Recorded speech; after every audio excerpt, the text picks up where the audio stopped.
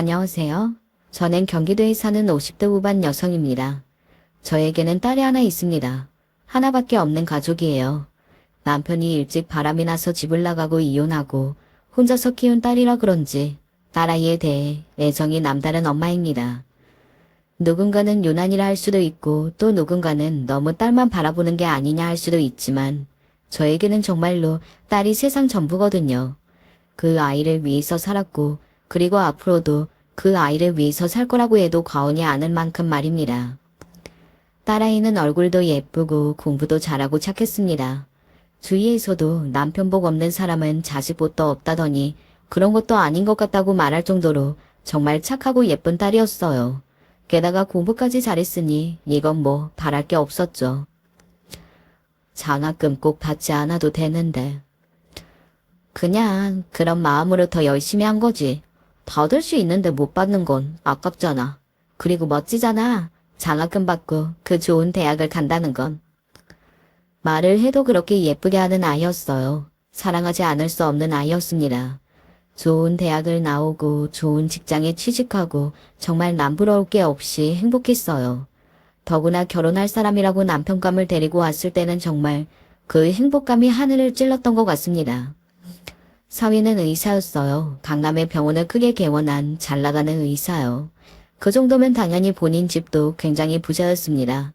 딸아이와는 7살의 나이 차이가 나기는 했지만 주위에서 요즘 그 정도는 아무것도 아니라는 말도 있었고 또 무엇보다 저희 집에 처음 인사를 온 사위의 첫인상이 무척 좋았습니다. 이렇게 예쁜 따님 저한테 달라고 해서 죄송합니다. 아이고 그럴 게 뭐가 있나. 이렇게 좋은 사람이 데려간다는데. 인물도 좋고 예의도 바르고 직업도 의사에 본인 집까지 부자인 정말 나무랄 곳이 없는 사위였어요. 물론 우리 딸이 예쁘고 착하고 거기에 공부까지 잘하기는 했지만 그래도 보통은 그렇게 집안 차이가 크게 나는 경우는 잘 없으니까요. 한 번은 물었던 적이 있었습니다. 어디 문제될 만한 건 없지? 제 그 질문에 딸이 으하하 하고 웃으며 말도 안 된다고 말을 했던 게 아직 눈에 선하네요. 다들 그 걱정하더라. 사실 한번 다녀온 거 아니냐. 숨겨둔 자식이라도 있는 건 아니냐. 뭐 그런 거. 근데 진짜 아니야. 공부하고 이런다고 연애할 정신도 없었대. 그런데 너는 어떻게 만난 거야? 내 친구 중에 민정이 있잖아. 오, 그래. 너 대학 친구 부자라는. 그 친구 생일 파티 갔는데 오빠가 나왔었어. 거기서 나한테 첫눈에 반해서 민정이한테 연락처 좀 달라고 졸랐다고 하더라고. 민정이 말로도 좋은 사람이라고 해서 한번 만나나 보자해서 본 건데 말이 잘 통했어. 그렇게 몇 번을 만나다 보니 좋은 사람 같아서 계속 보게 되었고 어느 순간 결혼을 하려면 이런 사람이랑 하는 게 맞겠다는 생각이 들었다고 하더군요. 진중하고 차분하고 그리고 무엇보다 책임감이 있어 보이는 사람이었다고 말이죠. 다 가지고 태어난 사람인데 그러기 쉽지 않다고 생각했거든. 이 사람이라면 평생 함께 살아도 괜찮을 것 같아. 모든 게 그 말 한마디로 다 설명이 되는 것 같았습니다. 딸아이가 그렇게 이야기하니 저도 너무 믿음이 가고 또 너무 탐이 나기는 하더라고요. 하지만 그런 와중에도 걱정이 되는 게 한 가지 있기는 했습니다. 그 집에서는 반대 안 하셔? 아직 인사를 안 가긴 했는데 그래도 크게 반대하거나 그러시진 않을지 않을까? 오빠가 너무 좋은 사람이라 부모님도 좋으신 분들일 것 같은데. 그건 모를 일이야. 저는 너무 정말 많이 걱정되더라고요. 두 집안의 재산이나 이런 것도 차이가 너무 크기도 했지만 무엇보다 남편이 바람이 나서 집을 나가고 혼자 딸을 키워왔다는 그 배경이 너무나 마음에 걸렸습니다. 입장을 바꿔놓고 생각해봐도 저라도 제가 그런 집에서 그런 자식이 있다면 저희 집 같은 집과는 사돈을 맺고 싶지 않을 것 같았거든요. 그리고 그 불길한 예감은 적중했습니다. 그 집에 인사를 다녀오고 며칠째 안색이 좋지 않은 딸에게 조심스레 물었어요. 그 집에서 너 안 좋아하셔? 딸은 조용히 저를 보고 고개를 끄덕이다 울컥했는지 눈물을 흘리더군요. 그 모습이 너무 마음 아파서 바로 딸아이를 안아줬던 기억이 납니다. 그러고는 이렇게 말했어요. 물론 좋은 조건의 사람인 것도 맞고 놓치기 아까운 사람인 것도 맞지만 그래도 엄마는 네 행복이 가장 중요한 사람이니까 정 안 되겠다 싶으면 결혼 안 해도 돼. 알겠지? 딸아이는 아무 대답 없이 울기만 하더군요. 그때 알 수 있었습니다. 딸아이는 이 결혼이 너무나 하고 싶고 그리고 제가 생각하는 것보다 사위를 더 사랑하고 있다는 것을 말이죠. 그리고 그걸 알게 된 순간 너무 마음이 아팠던 것 같아요. 다른 이유도 아니고 집안 때문에 사랑하는 사람과의 결혼을 누군가가 반대한다는 그 사실은 말입니다. 마치 제 잘못처럼 느껴졌거든요. 그리고 당시에는 그렇게 생각해서 더더욱 미안했고 말이죠. 그래서 우리 일을 싫어하다니 나도 싫어. 이런 소리를 하지 못했습니다. 저라도 아이의 마음을 편하게 해주고 싶었거든요. 그래서 하고 싶은 대로 다 하라고 했던 것 같아요. 그리고 그럴 수 있었던 이유 중에 하나는 바로 사위의 태도에 있었습니다. 제가 모자라서 일어난 일이니 제발 반대만은 하지 말아주세요. 저는 시은이 아니면 안 됩니다. 무슨 일이 있어도 부모님 마음 돌릴 거고 그리고 저희 부모님도 시은이를 알게 되시면 분명히 좋아하실 거예요. 그러니까 믿고 지켜봐 주세요. 그래, 나는 우리 딸만 행복하다면 뭐든 다 좋으니 자네만 믿겠네. 찾아와서 그렇게 말하며 무릎을 꿇는데 믿음직하더라고요. 저런 사위면 그런 상황에서도 우리 딸을 정말로 잘 지켜줄 거라고 그때는 그렇게 생각했었습니다. 지나고 나니 사람 마음 변하는 건 한순간일 뿐인데 뭘 그렇게 믿었나 싶기는 하지만 말이죠. 그렇게 두 사람은 반대를 무릅쓰고 계속 만났어요. 그러는 동안 사위의 나이는 1살, 2살 더 들었고 말이죠. 앞서 이야기했듯 저희 딸아이와 사위는 7살 차이가 났습니다. 20대 후반이던 딸아이가 30이 되었고 사위는 30대 중반이 되었어요. 그리고 그제야 사위의 집에서 허락이 떨어졌다고 했습니다. 두 사람이 헤어질 생각이 없어 보이고 더 나이가 먹으면 안 된다고 그쪽 집안에서 생각을 한 것 같더라고요. 상견례 날이 아직도 생생하고 선명하게 기억이 나네요. 어쩔 수 없이 허락은 하지만 사실 이 결혼이 반가운 건 아닙니다. 상견례 장소에서 저에게 그런 말을 하더군요. 보통은 아무리 마음에 안 들어도 상견례를 할 때까지 그렇게 이야기를 하지는 않잖아요. 그런데 그렇게 말하는 걸 보고서는 속으로 정말 어지간히도 마음에 안 드나 보다 하는 생각을 했던 것 같아요. 어머니, 우리 애가 너무 좋아하고 또 이 아이 아니면 안 된다고 하니 결과적으로 허락은 했지만 사실 저는 아직도 모르겠거든요. 그러실 수 있죠. 이해합니다. 이해해주니 그래도 다행이네요. 저희 입장에서는 정말 그럴 수밖에 없어요. 그리고서는 혼수도 예단도 다 안 하는 걸로 하겠다고 하더군요. 제가 괜찮으니 다 해드리겠다고 말했었습니다. 사실 빚을 내서라도 그 집에서 원하는 걸 다 해줄 생각이었거든요. 그런 부분에서라도 말이 안 나오게 하고 싶은 마음이었던 것 같아요. 그리고 조금이라도 저희 딸아이를 잘 봐주길 바라는 마음도 있었고 말이죠. 하지만 안싸도는 이렇게 말하더군요. 어중간하게 하느니 안 하는 게 낫죠. 아니요. 저희가 다 맞추겠습니다. 저희한테 맞추려면 엄청나게 무리하셔야 할 텐데 그런 걸 알면서 저희가 이런 거 저런 거 달라고 하는 것도 말이 안 되지 않나요? 그 말에 할 말이 없더라고요. 무리를 안 한다고 하는 건 너무 명백한 거짓말이었으니까요. 수준 맞춰서 할 바에는 안 하는 게 모양이 더 낫다고 저희끼리 결론 내렸으니 그냥 안 하는 걸로 할게요. 이 이야기는 더 이상 안 했으면 좋겠어요. 피차 스트레스만 받는 주제니까. 결혼을 준비하는 과정에서 저와 딸아이는 정말이지 철저하게 의리였습니다. 그들은 정말 갑처럼 행동했어요. 중간에서 눈치를 보면서 자신의 어머니가 선을 넘으려 할 때마다 제지해주는 사이가 아니었다면 정말 너무 걱정을 많이 했을 것 같아요. 저희 딸이 저 집에 들어가서 어떻게 살지 한눈에 너무 그려졌으니까요. 그리고 한 가지 더 다행인 점이 있기는 했습니다.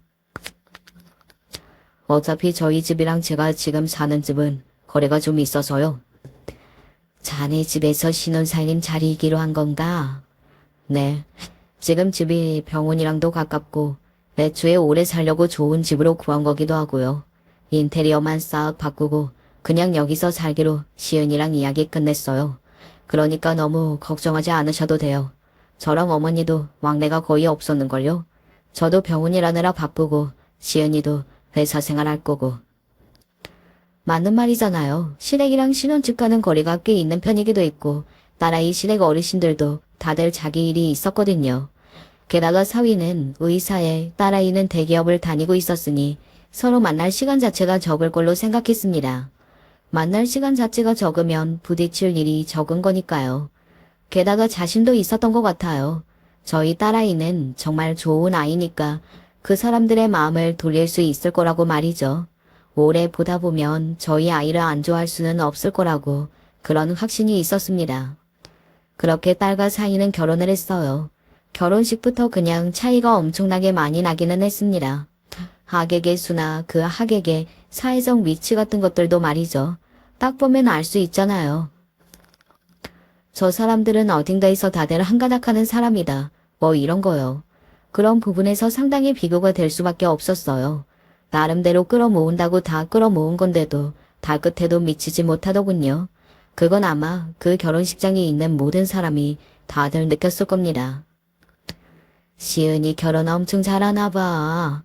아유, 신랑 측 하객들이 하나같이 장난이 아니네. 이거 기죽는구먼.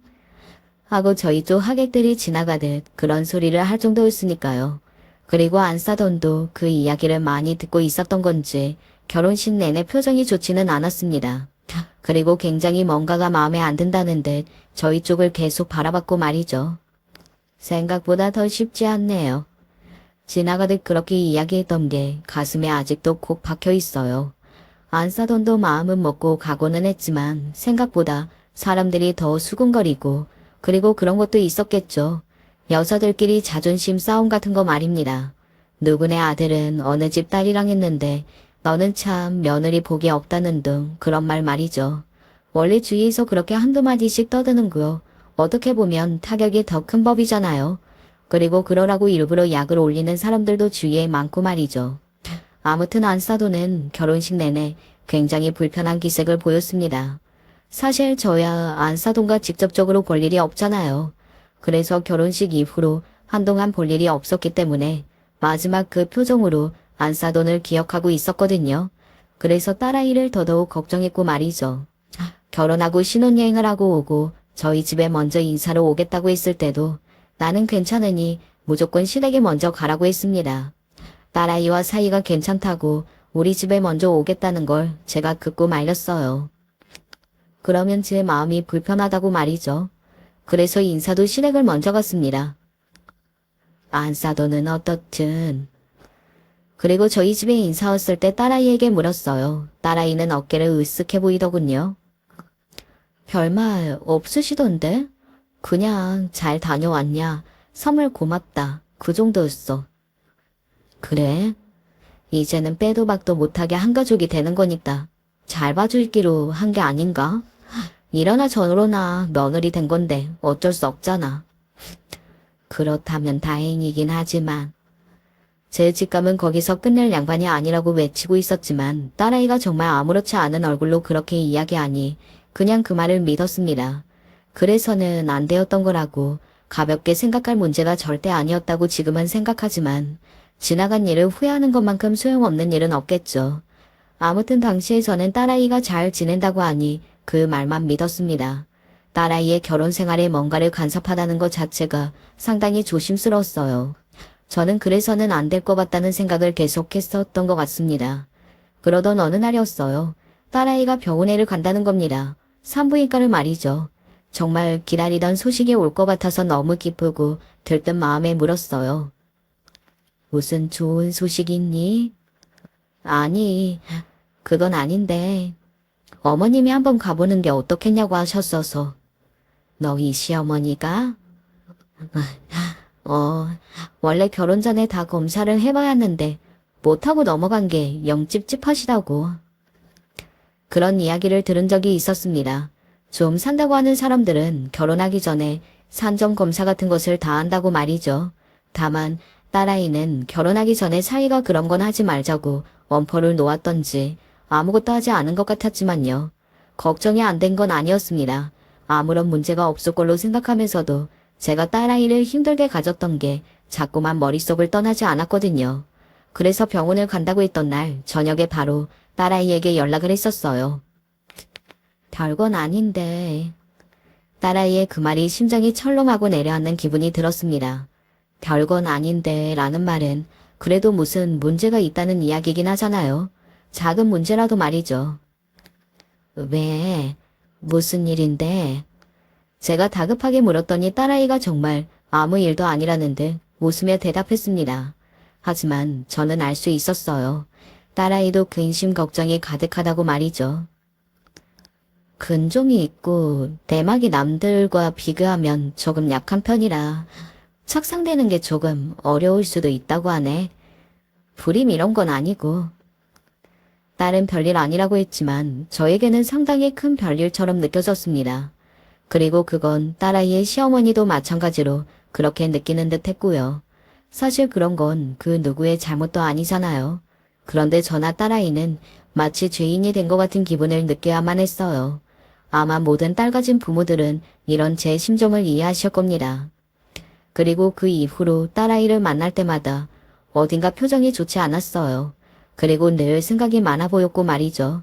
굉장히 스트레스를 많이 받는 것 같아서 언젠가 한 번은 제가 이런 이야기도 했던 게 기억이 나네요. 엄마는 세상에서 네가 행복한 게 제일 중요한 사람이야. 힘들면 꼭 이야기해야 한다. 알겠지? 해결하지 못할 일이라는 건 세상에 없어. 라고 말이죠. 지금 와서 생각해보면 딸아이가 사위를 참 많이 좋아하고 의지했던 것 같아요.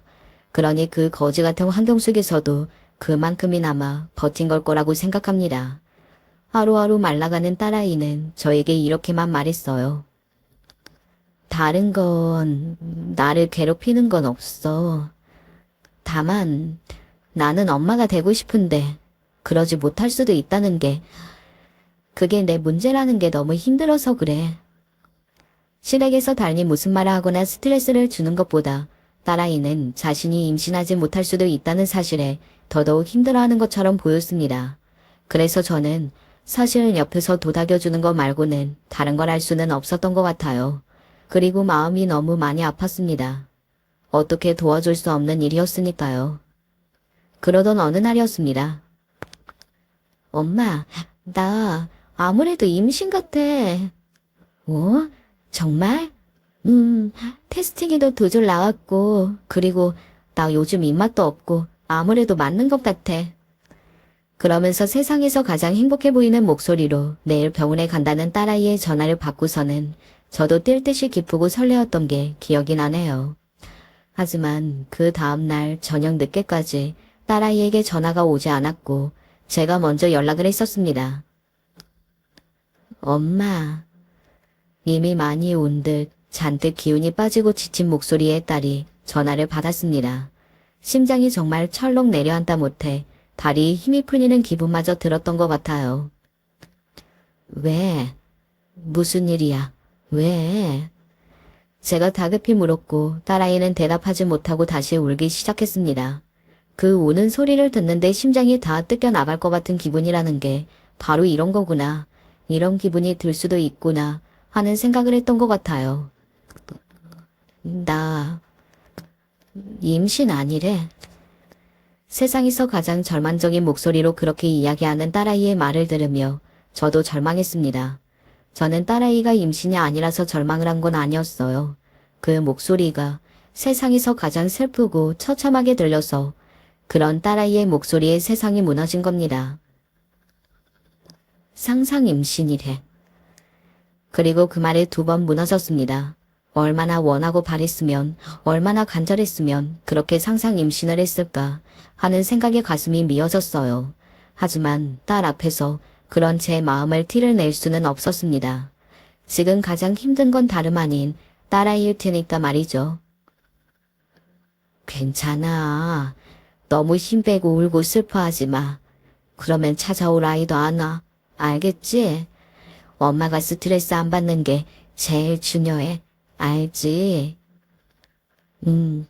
딸아이를 붙잡고 한참을 그렇게 이야기했지만 그래도 마음이 놓이지 않더라고요. 그래서 사위에게도 전화를 했습니다. 사위는 언제든 무슨 일이 생기면 연락을 주시라 했지만 저는 선뜻 사위에게 먼저 연락을 하기 힘들어서 여태 한 번도 먼저 연락을 한 적은 없었거든요. 그래서 사위도 제 전화를 받고 조금 놀랐었다고 하더군요. 안 그래도 시은이한테 이야기 다 들었어요. 너무 스트레스 받는 것 같은데 제가 옆에서 해줄 수 있는 게 없어서 그래도 더 신경 쓰겠습니다. 사위가 정말로 걱정된다는 말투로 그렇게 말하면서 안 그래도 조만간 병원을 좀 닫고 딸아이와 여행을 다녀오기로 했다고 하더군요. 딸아이의 마음을 풀어주기 위해서 말이죠. 그렇게 이야기해주는 사위를 보고 또다시 사람이 참 좋은 사람이구나 라고 생각했던 것 같아요. 그렇게 딸아이가 사위와 여행을 다녀오고 나서 조금 괜찮아지는 것 같아 보였습니다. 그래서 저도 자주 전화를 하기는 했지만 그래도 마음을 조금 놓고 있었던 것 같아요. 사위에게서 주기적으로 연락이 온 것도 제가 안심할 수 있었던 이유였습니다. 시은이 요즘 잘 먹고 잘 지내요. 어제는 먼저 어디 가고 싶다고 해서 다녀왔어요. 저희 어머니는 집에 거의 안 오시고 전화만 하세요. 뭐 이런 이야기들을 사위는 시시때때로 저에게 전달해 주었었거든요. 그래서 제가 더 마음을 놓을 수 있었던 것 같아요. 주변에서도 그런 사위가 어디 있냐고 다들 입이 마르도록 칭찬을 했고 저도 실제로 그렇게 생각했었습니다.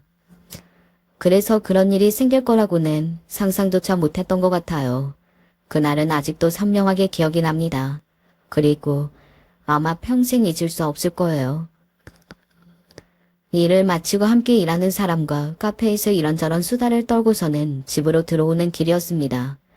저희 집 현관문 앞에 누군가가 쭈그려 앉아있는 게 보였어요. 처음에는 저게 누군가 했는데 가까이서 가서 형체가 제대로 보인 순간 정말 주저앉을 뻔했습니다. 거기서 쭈그려 앉아있는 건 다름 아닌 딸아이였거든요. 시은아. 딸아이임을 확인하자마자 제가 이름을 부르면서 집 앞으로 달려갔어요. 그리고 무릎에 얼굴을 묻고 있던 딸아이가 고개를 들어 저를 바라보는 순간 제 세상이 무너졌습니다. 딸아이의 얼굴에는 뭔가 붉은 자국과 누군가가 핥힌 자국들이 가득했어요. 한눈에 봐도 누군가에게 맞은 자국들이었습니다. 그것도 꽤 많이 말이죠. 이게 뭐야? 너 누가 이랬어? 어? 그런 제 질문에 딸아이는 아무 말도 하지 않고 울기 시작했습니다. 정말 서럽게 오열했어요. 아무 이야기를 듣지 않았지만 가슴이 미어져 와서 그런 딸아이를 안고서는 저도 한참을 울었던 것 같아요. 집으로 들어오니 딸아이는 그대로 쓰러지듯 잠에 들었습니다. 곤히 자는 아이를 깨워서 무슨 일이냐고 물을 수 없어 사위에게 전화를 했어요. 하지만 사위는 받지 않았습니다. 진료 시간도 아닌 것 같았는데 말이죠. 불길한 생각이 들더군요. 한 번도 내 전화를 안 받은 적이 없었는데. 사위가 그랬거든요. 제가 전화를 하면 진료 중에도 자신이 지금은 전화를 받을 수 없다고 나중에 연락드리겠다고 문자라도 하던 사람이었습니다. 그런 사람이 제가 몇 통째 전화를 하는데도 받지 않으니 당연히 불길한 생각이 들 수밖에 없었습니다. 이러지도 못하고 저러지도 못하는 심정으로 안절부절 못하면서 딸아이 옆에 앉아 있었던 것 같아요. 그렇게 딸아이의 머리맡을 지키면서 정말 수만 가지의 생각을 했던 것 같습니다. 사위한테 맞았는지, 대체 왜 맞았는지, 그동안 이렇게 지냈던 건지 그런 생각들 말이죠. 엄마, 물.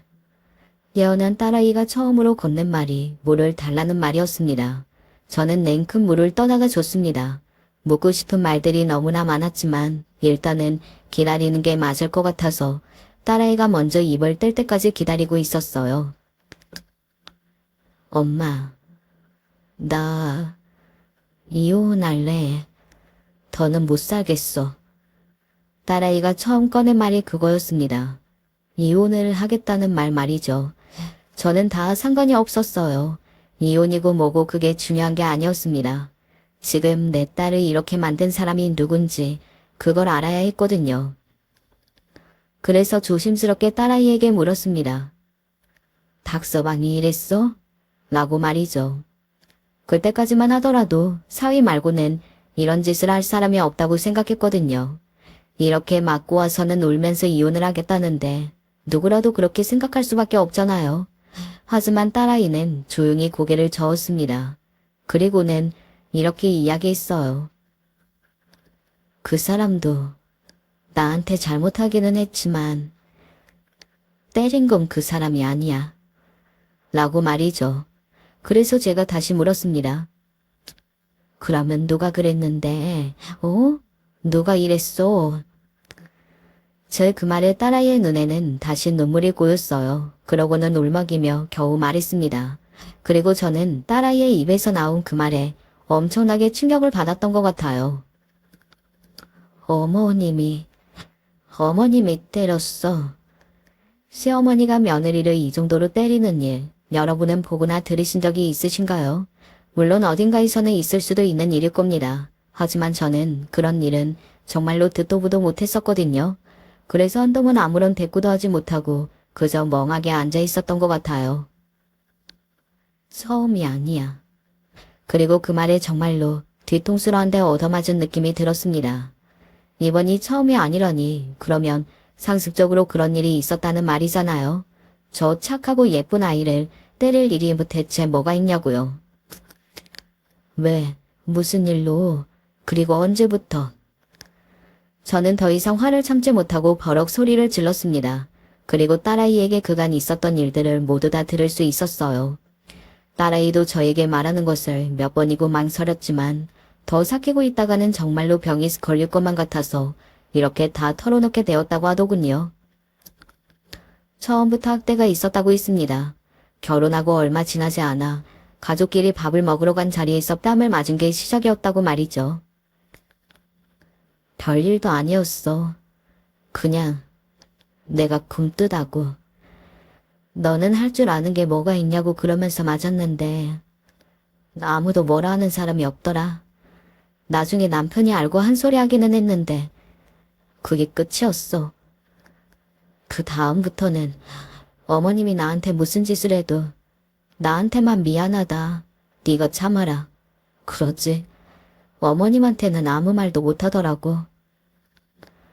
자기가 중간에서 잘하겠다고 딸아이가 고생하는 일은 없을 거라고 했던 사이의 말을 철석같이 믿은 저 자신이 정말 원망스럽고 바보 같다는 생각이 들었습니다.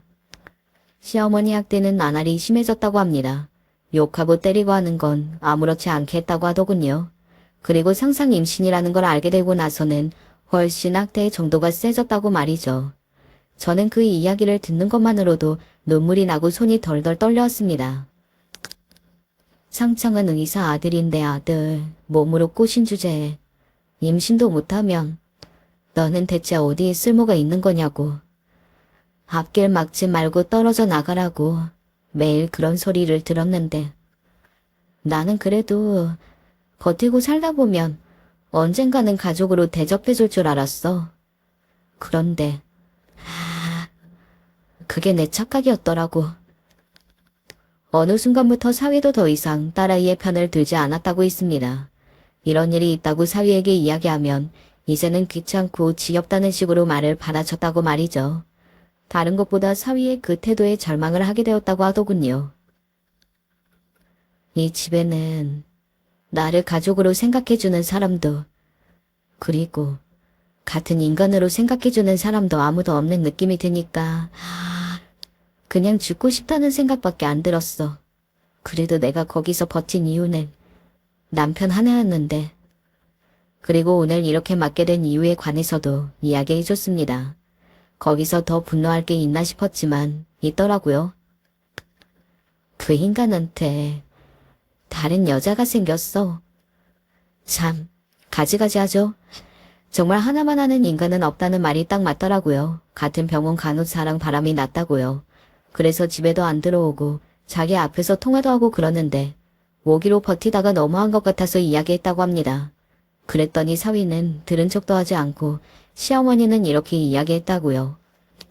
네 주제에 그러면 너만 내 아들을 독차지하고 살려고 했니? 어머, 너는 정말 염치도 없고 욕심도 많다. 어? 그게 아니라 이건 해서는 안 되는 행동이잖아요. 해서는 안 되는 행동? 그래, 너 말 잘했다. 애초에 해서는 안 되는 행동은 내 아들이 너 같은 거랑 결혼한 거야. 그게 해서는 안 되는 행동이었다고. 저도 후회해요. 뭐, 너 따위가 감히 우리 아들이랑 결혼을 한 걸 후회해. 이게 정말 죽고 싶나. 그렇게 소리를 지르며 자신의 머리채를 붙잡고서는 한참을 때렸다고 하더군요. 그 이야기를 듣는데 사람이 이렇게 화가 날 수도 있는 건가 싶을 만큼 화가 났습니다. 그리고 당장이라도 그 집에 찾아가서 그것들을 다 죽여놓고 싶다는 생각이 들었어요. 하지만 울면서 제 손을 잡고 고개를 젓는 딸을 보고 그 자리에서 일어나지 못했습니다. 그냥 조용히 해결하고 싶어. 그 사람들 얼굴 더 보는 것도 싫어. 딸은 정말이지 진절머리가 난 듯 했습니다. 그리고 그렇게 당해왔다면 사실 얼굴을 더 보는 것도 힘들 수도 있겠다는 생각이 들기는 하더군요. 그래서 그냥 일단은 알겠다고 했어요. 그리고 딸아이를 병원으로 데리고 가서 진단서를 끊었습니다. 사진도 다 찍었고요. 그리고 딸아이의 휴대폰에서 증거가 될 만한 건 모조리 다 모았어요. 너는 가만히 있어. 네 엄마가 다 알아서 해. 그렇게 이야기하고서는 그들에게 어떻게 하면 더 타격이 클 복수를 할지 곰곰이 생각했습니다. 답은 하나였어요. 사회적으로 망신을 주는 것 말입니다. 특히나 그 집의 시어머니는 사회적으로 명망이 있는 사람이었고 그런 체면 같은 걸 굉장히 중요하게 생각하는 사람이었으니 그게 타격이 클 거라고 생각했습니다. 주변의 수소문에서 심부름센터를 고용했어요. 그리고는 안사동과 사위의 모든 집으로 알아봐 달라고 했습니다. 저희야 가진 게 별로 없었기 때문에 잃을 것도 많지 않았어요. 잃을 게 많은 건 가진 것이 많은 그들이었죠. 털어서 먼지 안 나는 사람 없지만 그들은 나와도 너무 많이 나오더군요. 안사돈은 만나는 젊은 남자가 있더라고요. 그래서 본인이 불륜에 그렇게 묻어나게 굴었나 싶었습니다. 그리고 사위의 병원은 각종 범법 행위로 가득했어요. 탈세는 물론이고 불법 시술에 처방해서는 안 되는 약까지 처방하는 등 걸고 넘어질 게 한 트럭이었습니다. 이렇게 사는 인간들인 주제에 감히 내 딸한테 주제 타령을 해? 그들의 실체를 알고 나니 더더욱 화가 치밀어 올랐습니다. 먼저 사위의 불륜을 까발리기로 했습니다. 알고 봤더니 그 불륜녀인 간호사도 결혼을 약속하고 만나고 있는 남자가 있더라고요. 그래서 그녀의 시어머니가 될 사람에게 알렸어요. 한성격 하시는 것 같아서 말이죠. 그랬더니 바로 반응이 오더라고요. 다음날 상간녀의 예비 시어머니가 그 병원으로 찾아가 상간녀의 머리채를 잡았다고 합니다. 당연히 사위도 함께 욕을 들어먹었고요. 이미 병원 사람들은 다 아는 사실이기는 했지만 그렇게 공개적으로 난리가 한번 나고 나니 대놓고 수근거리기 시작했고 병원에 자주 다니는 환자 겸 고객들 사이에서도 소문이 순식간에 퍼져나간 듯 했어요. 사이의 병원은 피부과였습니다. 그리고 돈 많고 나이도 조금 있는 여성 고객들이 주 대상이었고 말이죠. 당연히 원장인 사위가 젊은 여자와 불륜을 했다는 건 타격이 클 수밖에 없었어요. 순식간에 환자가 많이 끊겼다고 전해 들을 수 있었습니다. 그 상간녀는 결혼도 깨지고 그 병원에서도 쫓겨났다고 하더군요. 뭐 당연한 일이었겠지만 소문이 파다하게 나서 다른 병원에도 취직하기 힘들어졌다고 했습니다. 그 바닥이 좁다고 하더군요. 본인이 스스로 자처한 일이니 본인이 다 감당을 해야겠죠.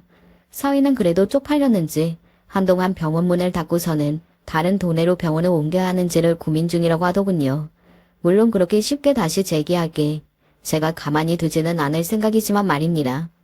그리고 안사돈에게도 복수를 했습니다. 그거 아세요?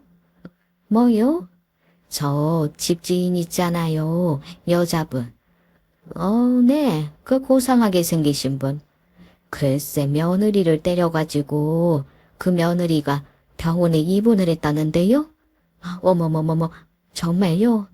네네. 그래서 그 집 친정엄마가 지금 울고불고 난리라고 하던데.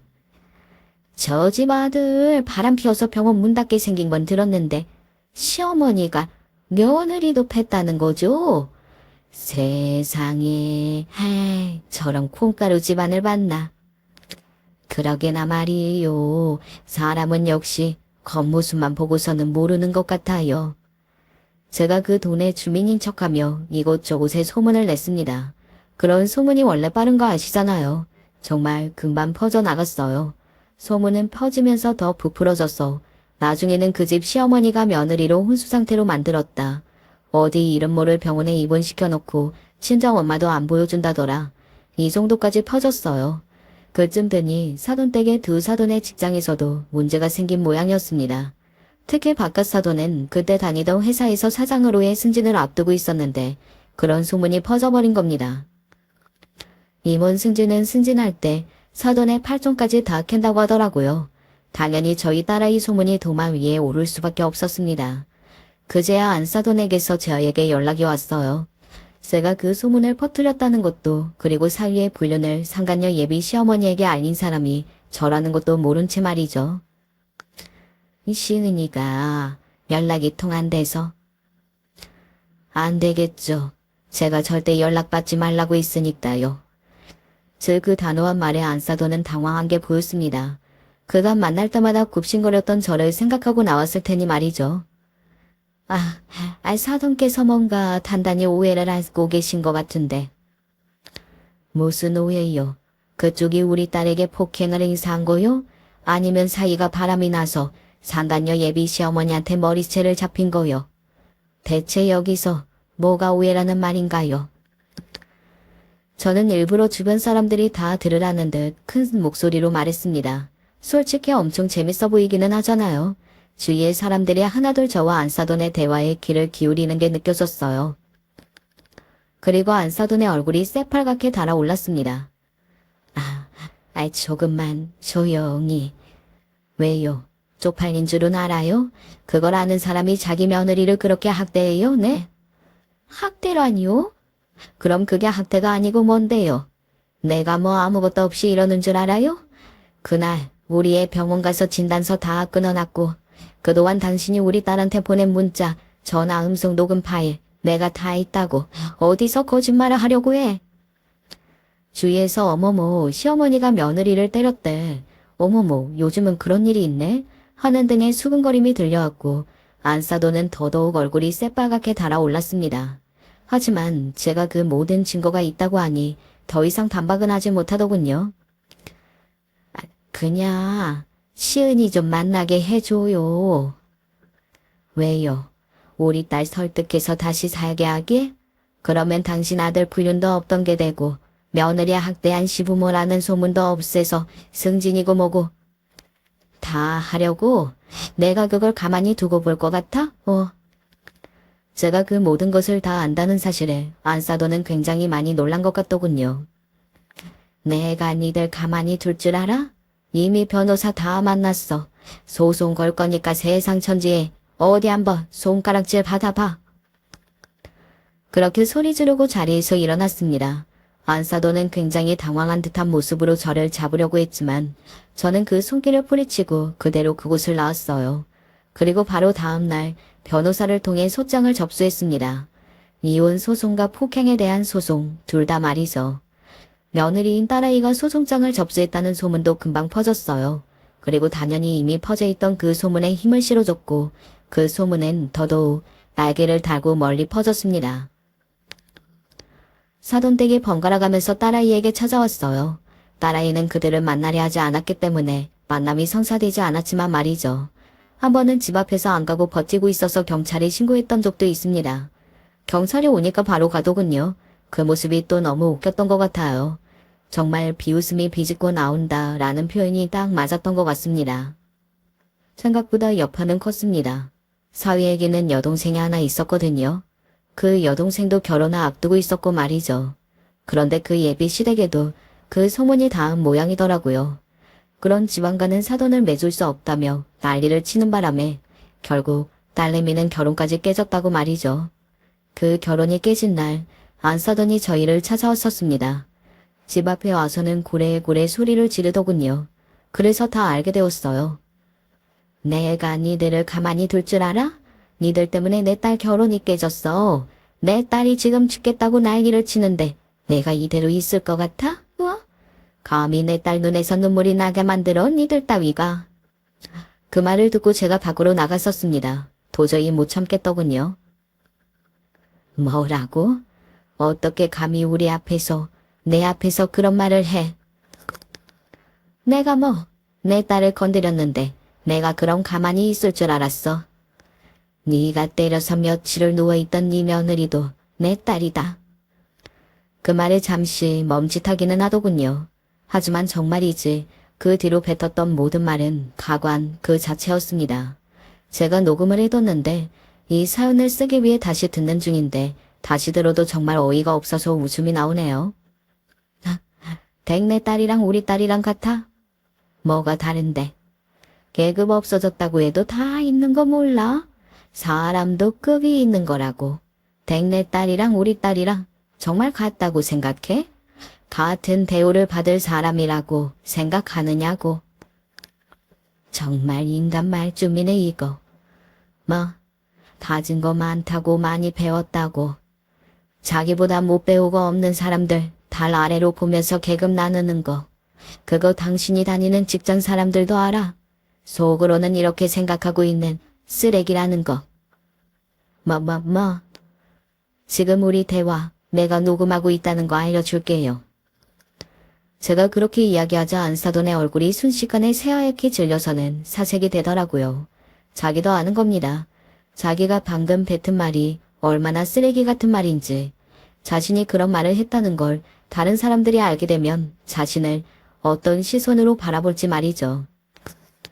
남한테 하면 안 된다, 들키면 안 된다 싶은 생각을 했으면 그건 다른 사람들이 모르게 해야지. 이렇게 알아버리게 하면 안 되는 거잖아요. 네? 녹음기 내놔. 왜요? 퍼지면 큰일 날 말이라는 건 알기는 아나 보네. 야, 내놓으라고. 이성을 잃은 안사돈이 저에게 달려들었습니다. 머리채를 잡고 얼굴을 핥히고 어쩌면 저희 딸에게 했을지도 모르는 짓을, 아니면 저희 딸에게 했던 짓을 그대로 저에게 했어요. 저는 안사돈에게 맞으면서도 그 생각이 나서 눈물이 날 뻔했습니다. 아, 우리 딸도 이 여자에게 이렇게 맞았겠구나 하는 생각 말이죠. 결국 또다시 경찰이 출동하고 나서야 그 여자는 이성이 돌아온 듯 했습니다. 하지만 이번에는 저번처럼 순순히 집으로 돌아갈 수 없었어요. 저를 때렸으니까요. 그리고 저는 절대 합의를 해줄 생각이 없었습니다. 저는 절대 합의할 생각 없습니다. 저희 변호사랑 이야기하세요. 소송을 맡긴 변호사분께 연락을 했고 다행히 금방 와주셨습니다. 그래서 저는 경찰서를 나올 수 있었어요. 그리고 얼마 뒤에 그분들이 뵙고 싶어 한다는 연락을 받았습니다. 무슨 소리를 하나 궁금한 마음에 나갔었어요. 저희가 죽을 죄를 지었습니다. 장모님, 한 번만 합의해 주세요. 박하사돈과 사위는 다짜고짜 무릎을 꿇고는 애원하더군요. 하지만 안사돈만이 꼿꼿하게 서서 저를 노려보고 있었습니다. 아직 그 자존심을 버리지 못한 것 같은 모습에 웃음이 나왔던 기억이 있네요. 왜요? 자기보다 못한 사람한테는 사과도 안 하고 싶어요? 저의 그 말에 안사돈은 이를 꽉 깨물더니 사과를 하더군요. 죄송합니다. 한 번만 용서해 주세요. 하자는 대로 다 할 테니까요. 라고 말이죠. 잘못했다가는 전가가 남을 수 있다는 말에 부랴부랴 이렇게 온 것 같았습니다. 저는 돈을 싸들고 와도 합의를 해줄 생각이 전혀 없었는데 말이죠. 하지만 딸아이의 생각은 달랐어요. 그냥 돈 받고 합의해주자. 안 돼. 저런 사람들은 본때를 보여줘야지. 저 인간들이 우리가 용서해주지 않는다고 반성하고 정말로 잘못했다고 생각할 것 같아? 엄마, 절대 아니야. 저 사람들은 바뀌지 않아. 그 긴 시간 소송하고 그 소송 뒤에 남은 것들은 우리에게도 별로 도움이 되지 않아. 그리고 저 인간들은 잘 살겠지, 여전히. 딸아이의 말이 틀린 말이 아니라서 뭔가 반박을 할 수가 없겠더군요. 그리고 그 반박할 수 없는 현실이 너무나 절망적이었고 슬펐던 것 같습니다. 그러면 그 긴 시간 소송하면서 겪은 우리의 정신적, 육체적, 그리고 금전적 피해 보상은 어떻게 해? 소송에서 이겨봐야 변호사님 말대로 엄청난 돈을 받을 수 있는 것도 아니야. 그냥 괘씸하니까 괴롭게 자고 이러는 거지. 시은아, 우리도 이 다음 남은 인생을 살아야 할 거 아니야. 뭐가 우리의 인생에 더 도움이 되는지를 생각하자. 엄마, 나는 저 사람들 다 잊고 이제 그냥 내 삶을 살고 싶어. 제가 분하다고, 제가 억울하다고, 제가 화가 난다고 더 우길 수 있는 문제가 아니었습니다. 당사자인 딸아이가 그렇게 말하는데 제가 뭘 더 할 수 있었겠어요. 게다가 정말 슬프게도 딸아이의 말은 하나도 틀린 게 없었습니다. 그렇게 긴 시간 싸움을 하고 나면 저희가 잃을 건 더 많았어요. 결과적으로 이겨도 이긴 게 아니게 되는 거라는 그 말에 반박할 수가 없겠더라고요. 그래서 합의했습니다. 턱도 안 되는 높은 금액을 불렀고 마음이 급했던 그들은 그냥 그 돈을 주고 합의를 해주는 쪽을 선택했고 말이죠. 마지막에 결국에는 돈이었냐는 비꼼을 들어야 했지만 딸아이의 말처럼 그건 순간일 뿐 이게 미래의 우리에게 더 좋은 방향일 거라는 거에는 동의를 했습니다. 그렇게 저희는 거액의 할비금을 받고 그 모든 일을 마무리했어요. 그리고 얼마간은 그들의 소식을 일절 듣지 않고 그냥 저희의 삶을 살았습니다. 딸과 여행도 다녀오고 여기저기 맛있는 것도 먹으러 다니면서 그동안 힘들었던 일들이 있는 시간을 가졌어요. 그러던 중 딸아이 시댁에 대한 소식을 들을 수 있었습니다. 일부러 듣지 않으려고 주위에도 이야기해주지 말라고 했었는데 이 소식은 꼭 들어야 할 것 같다며 지인이 해준 이야기였어요. 너 사위 그놈. 이제는 사위 아니야. 아무튼 그놈. 그거 바람난 그 여자가 임신했다면서 찾아와서는 결혼 안 해주면 죽겠다고 들어놓는 바람에 결혼했다는데 그 집 돈 싹 다 들고 날랐대. 그러면 임신도 거짓말이라는 말이야? 임신도 거짓말이고 원래도 약간 꽃뱀이었다고 소문이 좀 있었다던데. 얼마나 뜯겼는데. 모르긴 몰라도 엄청나게 뜯겼나 봐. 지금 난리 났다던데. 경찰 오고 시끄럽고. 아휴, 동네에 소문이 바닥하게 퍼졌나 봐. 그러면서 인과응보는 있는 것 같다고요. 그 얼굴도 제대로 모르는 사기꾼이자 상간녀에게 순간이나마 고맙다는 생각이 들었던 것 같아요. 그리고 그뿐만이 아니었습니다. 닭가사돈은 결국에는 승진할 수 없게 되었고 안사돈의 직장에도 소문이 어떻게 났는지 다 나서 공고사직을 당했다고 하더군요. 결혼식에 각종 유명 인사들이 올 만큼 대단했던 집안이 이제는 폭삭 망해서 아무도 도와줄 생각을 하지 않는다는 이야기를 들었을 때 그래도 어느 정도는 내 복수가 성공한 것 같다는 생각이 들어서 통쾌했습니다. 그들의 소식은 그게 마지막이었어요. 그 사기꾼인 상간녀를 잡았는지 어쩌는지는 모릅니다. 그 뒤로는 저도 딸아이도 저희의 인생을 사느라 바빴으니까요. 집도 이사를 했고 딸아이는 다시 복직했어요. 그리고 하루하루 일상을 살아가고 있는 중입니다. 저희와 달리 그 집은 하루하루가 고통이겠죠. 이제는 돌아갈 수 없는 과거의 그 잘났던 모습을 생각하면서 말입니다. 저는 그걸로 된 것 같아요. 그 여자는 그걸로 정말 평생을 고통스러워할 거라고 믿어 의심치 않거든요. 이야기가 길어졌네요. 이제는 사연을 줄여야 할 것 같습니다. 여러분이 어떻게 들으셨나 모르겠네요. 재밌게 들어주셨으면 더할 나위 없이 좋을 것 같습니다. 저는 여기서 인사드릴게요. 마지막까지 제 이야기 들어주셔서 감사합니다. 늘 건강하고 행복하세요. 지금껏 범생이처럼 공부만 하고 살아서 여자라고나 한 번도 제대로 만나본 적이 없었습니다. 사실 관심은 있었지만 저 같은 남자를 좋아해줄 여자가 없었죠. 다들 자기가 돋보이도록 잘 꾸미고 멋지게 옷도 유행 맞춰서 입고 다니고 저는 눈도 제대로 안 보이는 두꺼운 안경에 후줄근한 옷만 걸치고 누가 말을 걸어도 숫기 없는 성격 덕에 언제나 더듬더듬 대꾸하는 것조차 힘들었습니다. 부모님은 나중에 때가 되면 다 생길 거라면서 너는 지금 공부에 힘쓸 때야. 주변에 여자 만나는 놈들 봐라.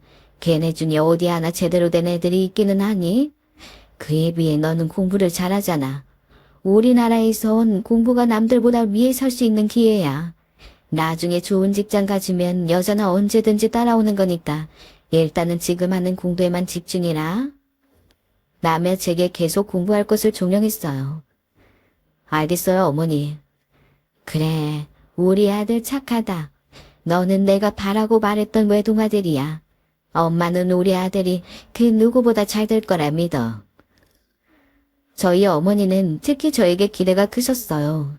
자기 직장을 포기하면서까지 저를 공부시켰기 때문에 아마 자식 잘 키웠단 소리를 듣고 싶던 마음도 있는 것 같고, 가난한 저희 집에선 공부만이 살 길이라 믿으셨어요.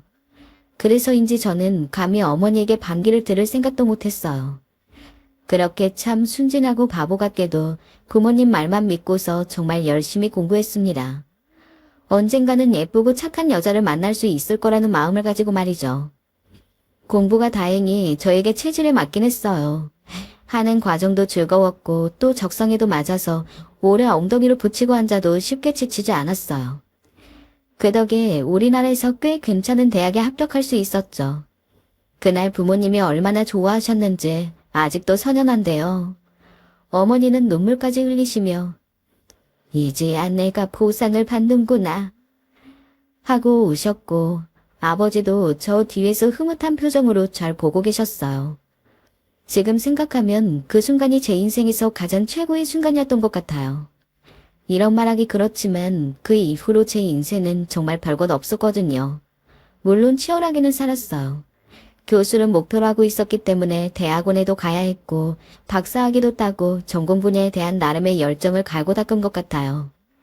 하지만 어느 순간 제 인생에 텅 빈 공간이 느껴지더군요. 사실 모두가 결혼을 하고 아이를 낳고 가정을 꾸릴 동안 저는 평생에 걸쳐 단 한 번도 사랑을 경험해보지 못했어요. 좋아하는 여자는 있었지만 다가가지 못했고 조금 표현한다 해도 저를 남자로 봐주는 사람이 없었어요. 그러니 결혼 정년기가 지나도록 저는 혼자 크리스마스며 가족 명절을 다 맞이해야 했죠. 제 인생에 딱 하나 좋았던 건 바로 학생들을 가르치는 교수가 된 거예요. 뼈를 갈고 닦은 노력을 한 덕에 비록 지방의 작은 대학이기는 하지만 교수로서 취직을 할 수 있었어요. 솔직히 교수직을 준비할 때만 해도 워낙 제 성격이 남들이랑 어울리는 게 힘들어서 이거 아무리 학생들이라도 내가 잘 가르칠 수 있을까? 하는 걱정이 있었는데 그래도 막상 단상 앞에 서니까 생각보다 힘들지 않았고 보람도 있었고 그래도 교수직이라고 벌이도 괜찮고 여러모로 만족스러웠어요. 게다가 부모님은 저보다 더 제 교수직을 좋아하셨습니다. 동네 사람들 다 불러서 잔치를 하겠다는 걸 제가 간신히 말렸었죠. 나 먹고 사는 것이 직업이라고는 하지만 한평생 힘들게 키워주신 부모님조차 좋아하는 직업인 만큼 저에게도 불만이라는 게 있을 리 없었습니다. 하지만 그렇게 만족스러운 와중에도 아까 말씀드렸듯 고민이 있었죠. 그래서 나는 대체 언제 연애를 할 수 있는 걸까? 언제까지 이렇게 살아야만 하는 걸까? 흔히 연애에도 때라는 게 있다고 합니다.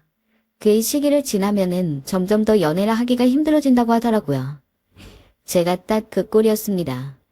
살면서 연애는커녕 연애까지 갈랑말랑한 그런 관계였던 여자친구들도 한 명도 없었습니다. 그렇다고 그냥 편하게 친구로 지내는 사람이 있느냐? 그것도 아니었어요. 남자인 친구들이야 많으니까 대화를 하더라도 어색함이 없고 끊김없이 이야기가 가능한데 같은 대학의 똑같은 교수라고 할지라도 그의 교수 성별이 여자면 저기 좀 밥은 드셨어요? 라는 식으로 세상 그 누구보다 멍청하고 바보 같은 말투가 튀어나오고 말더라고요. 덕분에 35살까지 여자 손 한 번 제대로 못 잡아본 모태솔로였습니다. 요즘은 모태솔로 기간이 오래되면 인간이 아닌 마법사라고 해서 마법서고 할 수 있다는 식으로 놀리곤 한다는데 제가 정말 그 오래된 마법사였죠. 야, 너는 대학 교수까지 대놓고 아직도 연애를 안 하냐? 왜? 마음에 드는 여자가 없는 거야? 너 생각보다 눈이 높다. 마음에 드는 여자가 왜 없겠냐? 당연히 있지. 근데 살면서 한 번도 연애를 못 해보고 공부만 하다 보니까 여자를 어떻게 대해야 할지 모르겠어. 차라리 내가 그냥 여자인 친구라도 있었으면 걔한테 물어보기라도 하든가 아니면 걔랑 친해지면서 좀 여자를 대하는 방법을 배울 텐데 내 주변에 또 여자인 친구가 어딨어. 죄다 사내 놈들밖에 없지. 아, 진짜 미치겠다. 부모님은 슬슬 결혼하라는 이야기 하는데. 너 그렇게 범생이같이 살 때부터 알아봤다. 아이, 그러면 내가 너랑 잘 맞을 법한 여자 하나 소개시켜줄까? 상담하는데 너한테 진짜 아깝거든? 근데 내가 너 불쌍해서 선의로 한번 소개시켜주는 거니까 알아서 잘해봐봐. 그러던 어느 날 중학교 시절부터 친하게 지냈던 친구 중 하나와 술자리를 가지다 친구가 제 푸념을 들어준 적이 있었습니다. 그런데 그런 제가 남이 보기에도 참 불쌍하기는 했는지 그 친구는 제게 여자 한 명을 소개시켜주겠다고 하더라고요. 당장 지푸라기라도 잡는 심정으로 너무 고맙다고 잘 되면 꼭 살해하겠다고 했지만 사실 별로 잘 될 거라는 기대를 안 했습니다. 아무래도 연애라는 걸 해본 적이 없다 보니까 나 같은 남자를 누가 좋아하겠어. 나는 자존감 낮은 생각이 은연중에 저를 지배하고 있었던 것 같아요. 그래서 그냥 살면서 한번 해보기도 힘들 좋은 소개팅 기회를 잡는다는 생각으로 그냥 마음 편히 준비해서 나갔습니다. 안녕하세요. 소개팅 맞으신가요? 하지만 소개팅 자리에 나간 순간 저는 제가 대충 입고 온 걸 무척이나 후회했어요. 너무 놀랐습니다. 솔직히 소개팅이라는 게 보통 주선자 입장에서 비슷한 정도의 사람을 소개시켜주잖아요. 그래서 저는 여자분 얼굴이든 뭐든 하나도 기대를 안 하고 나갔습니다. 근데 먼저 약속 장소인 카페에 앉아있는 여자분의 얼굴을 본 순간 저도 모르게 창피하고 대놓고 숨을 크게 들이켰어요. 저 자식, 미희 얼굴 보고 놀란 거 봐라. 자, 인사해. 이쪽은 김미희. 미인대회 출신인데 엄청 이쁘지? 내가 너랑 오래 알고 지낸 점을 생각해서 특별 부탁한 거니까 오늘 하루 잘 모셔야 한다. 아이, 오빠도 참. 진수 씨 당황하시겠다. 안녕하세요. 김미희라고 해요. 네. 저는 김진수라고 합니다. 미인대회 출신이라는 친구 녀석의 소개대로 그 여자는 너무나 아름다운 외모를 가지고 있었습니다. 몸매도 완전 제 취향이었고 마치 TV에서 바로 튀어나온 것 같더라고요. 게다가 보통 그러면 성격이라도 좀 이기적이라든가 별로인 구석이 있어야 되는데 저는 그날 소개팅을 하는 내내 여자분에게 잔뜩 배려를 받았습니다. 제가 여자 한번 제대로 못 만나본 사람이라는 것을 제 친구한테 들었는지 작은 것 하나부터 10까지 전부 다 본인이 이끄려고 하는데 그냥 예쁜 줄로만 알았거늘 의외의 멋있는 부분도 있고 정말 이토록 완벽할 수가 없는 사람이더라고요. 제가 연애 한번 제대로 못 해봐서 오늘 미희 씨랑 소개팅 하는데도 특별히 해드린 게 없네요. 너무 죄송해요. 아니에요. 그럴 수 있죠. 진수 씨는 예전부터 공부만 열심히 하셨다면서요. 그렇게 노력하신 덕에 지금 대학 교수님이신데 그게 더 대단한 거죠. 연애 같은 건 작은 기회만 있어도 할 수 있지만 대학 교수는 어지간히 노력해서는 되지도 못하는 거니까요. 그렇게 말씀해 주시니까 감사하네요. 나 같은 놈이 저렇게 마음씨까지 예쁜 미인이랑 소개팅을 했다니.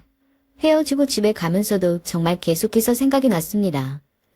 이런 여자랑 소개팅 한번 해봤다는 사실에 감사할 정도로 말이죠. 그래서 인생 처음으로 용기를 내서 연락까지 해보았어요. 미희 씨, 오늘 너무 즐겁고 행복한 시간이었습니다.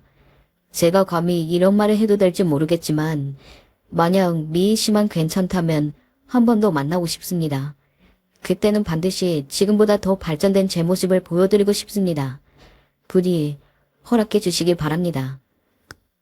라며 논문만큼 딱딱한 문자로 애프터 신청을 했습니다. 솔직히 보내고 나서 친구 녀석에게 욕을 들을 만큼 정말 이상한 내용의 문자였지만 네, 좋아요. 하는 답장이 날아왔습니다.